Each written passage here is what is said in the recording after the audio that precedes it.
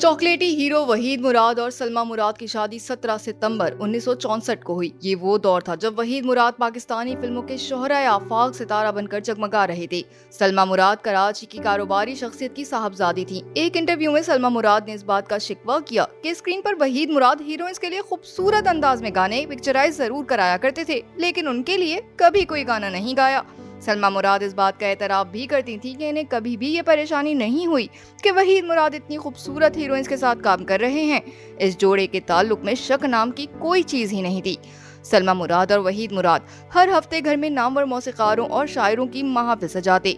सलमा मुराद का कहना है उनसे पहले वहीद मुराद की मंगनी कहीं और हुई थी, लेकिन लड़की वालों ने एक स्टेज पर आकर ये कहा कि लड़का फिल्मी दुनिया से है, क्या पता कब हमारी लड़की को छोड़ दे, लिहाजा ये कहकर उन्होंने रिश्ता ही खत्म कर दिया। इस वाक़े के बाद वहीद मुराद को झटका सा लगा। वो बहुत परेशान रहते थे। सलमा मुराद और वहीद मुराद की फैमिली का आपस में मिलना जुलना था। मंगनी टूटने के बाद वहीद मुराद ने सलमा को शादी की पेशकश की तो उन्होंने जवाब दिया कि उन्होंने तो कभी ऐसा सोचा ही नहीं, जिस पर वहीद मुराद कहने लगे, सोच कर बताओ। सलमा मुराद ने वक्त लिया और बहुत सोचा और सोच कर वहीद मुराद की शरीक हयात बनने का फैसला कर ही लिया। सलमा मुराद अक्सर कहती कि वहीद मुराद की बीवी होना किसी एजाज से कम न था। जहां भी इनके साथ जाती बहुत ही इज्जत मिलती। वहीद मुराद की वफात के बाद सलमा मुराद ने समाजी और फलाही कामों में बढ़ चढ़ कर हिस्सा लिया। सलमा मुराद गुज़िश्ता कई दिनों से बीमार रहने के बाद उस सफर पे जा निकली जहां से वापसी नहीं होती।